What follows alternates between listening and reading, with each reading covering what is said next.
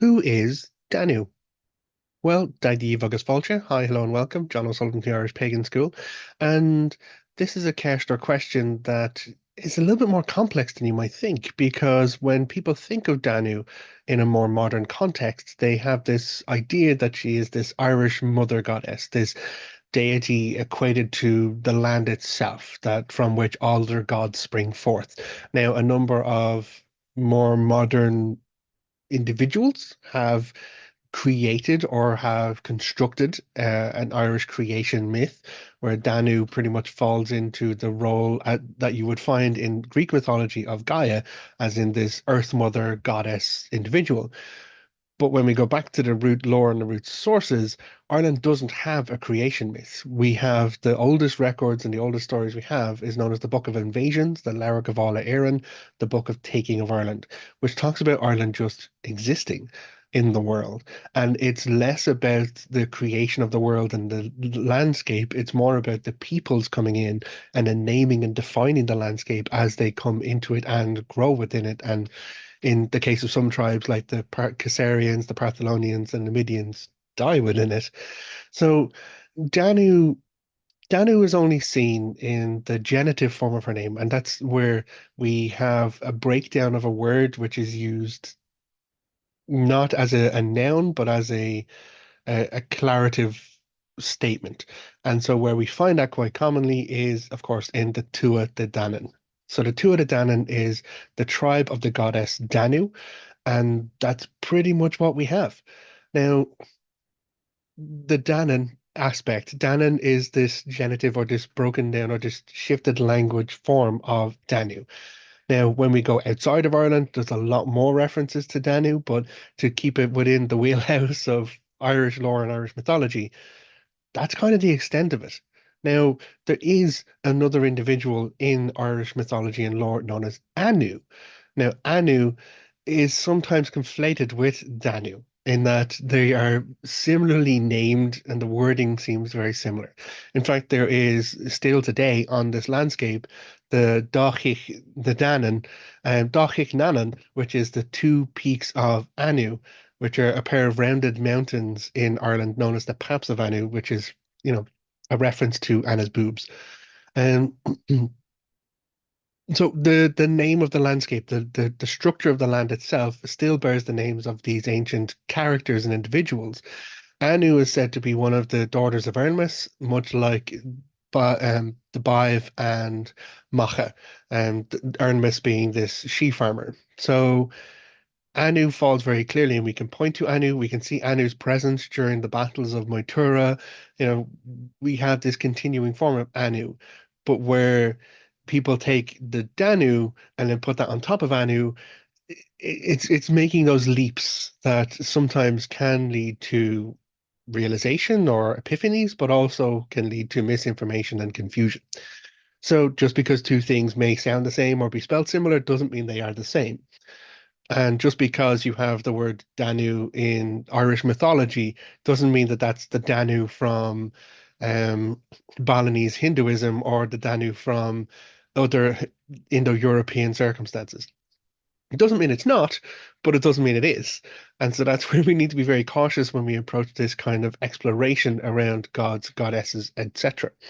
Now, we do have one reference to Danu specifically as mother of the gods, and that we find in Leabhar Gabála Éireann. It's the Book of Invasions, and it is talking about it's during the section about the Tuatha Dé Dananns coming into Ireland, and from the information and the lore of the story that we know, the Firbolg are the incumbent tribe, the Tuatha Dé Danann come in, and there's a conflict at the first battle of Moytura on the plains of Moytura, where the ascendancy and the dominion of Ireland is kind of decided by battle. And in a version of the poetic structure, now, again, there's the telling of the tales, there's also another translation of the tales, there's multiple translations of these stories, but there is one translation of the poetic structure of the stories, and it lists out a section that I'll read for you just here. It's going through talking about the different gods and goddesses and their roles and their places within the battle. And so it says, Eru, though it should reach a road's end, Bamba, Fodla, and Fay, Nevin of ingenious verse.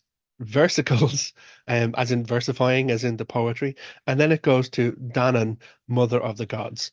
And so in this paragraph, we have the listing of what these goddesses are doing. Of course, Banva, Fodla, and Eru being sovereignty goddesses of Ireland, the fact that we have Danann listed amongst them, and this mother of the gods specifically put in. That's where a lot of people are taking that she is the mother of all of the Tuatha Dé Danann. They come from her singular line of creation, or that she is this Gaia aspect of root creation. Now, even there, though, it's not given as Danu, it's given as Danann, which is that genitive form. So, is it this mother of the gods individual, or is it this recognition of a collective mother of the gods? This is where we have difficulty looking into these prose forms and these structures of this very old Irish form of transferring knowledge by giving performative statements or performative poetry readings, which is kind of what this one is. As in the versicles, ingenious versicles. So if you want to know someone who's really good at, like, spitting rhymes, it's in fact Nevin, of all of the created goddesses of Ireland. Now, again, I'm not dumping on Bridget, who is a goddess of poetry, the Morrigan itself, goddess of poetry, and a lot of the structure of this first battle of Moytura, the goddesses are almost forming the boundaries and their vicissitudes, their kind of truth saying and their speaking to power, and their poetry is what actually defines the structure of the battle itself. It said that they raise up pillars upon which they stand, and then they recite the poetry which helps define not just the area of the battle, but then what is actually happening within that. And so at the end of battle, there is this recitation and this acknowledgement of the end of the battle, which is kind of the t-shirt I'm wearing today, which says it's not over till a goddess of battle and poetry performs a song about it or performs a poem about it. Um, Inspired by exactly this element of Irish mythology, that the goddesses would see what is actually happening and then they would recite what has happened, and in the Morrigan's case, what will happen with her prophetic poetry. But to pull it back to Danu, yeah, we can't say 100% for sure that there is a creation mother earth goddess known as Danu in Ireland. The only records that we have is this genitive form, as in the tribe of Danu, the people of Danu, and that's where people and the curious, of course, would look outside of Ireland for the information, because we know that the Tuatha Dé Danann came into Ireland after traveling around from their four great cities. And so people look at the river over in, I think it's Germany, which called the Danube, which has similar linguistic roots in its origins. If you go further afield, again, as I mentioned, there's a goddess. I'm going to pronounce this oddly, I'm sure. I took notes. Dewi Danu is a Balinese Hindu water goddess. There's Danu, who is Asura and Hindu primordial goddess of primeval waters, is another Danu. And then there's also the Proto-Indo-European religions, which talk about a water goddess known as Danu, all of which again make sense, linking to the Danube River being a primordial source of water.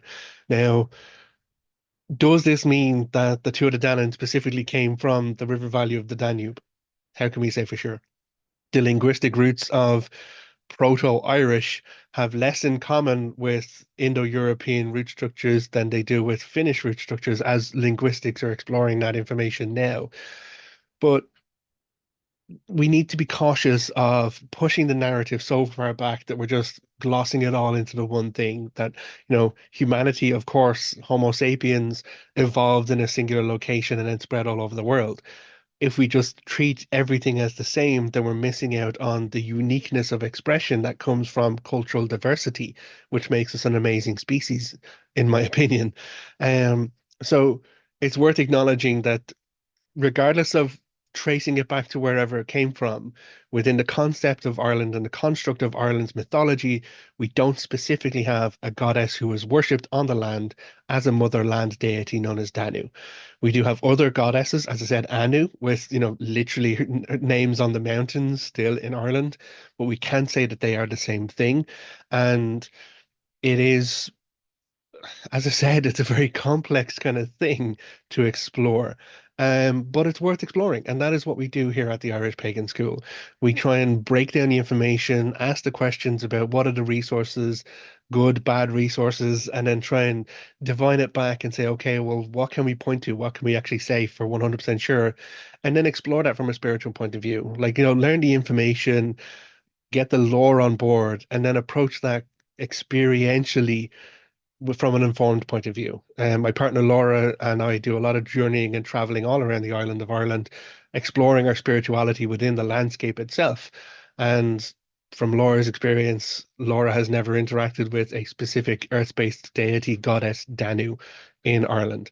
Has connected with Anu, absolutely. We've been to the Gach Annan and the two peaks of the Paps of Anu. But yeah, I suppose it is about learning the information and then from there finding your experiences and then delving deeper and integrating your spirituality within your practices. So, if you would like to know more, check out irishpaganschool.com. We have a lot of actual in-depth, detailed classes there. If you want to dive in and grab something for free, irishpagan.school/free, over a year's worth of resources, more videos you can follow along here and enjoy. And as ever, like, take the information, be curious, follow your inspirations, and do the work.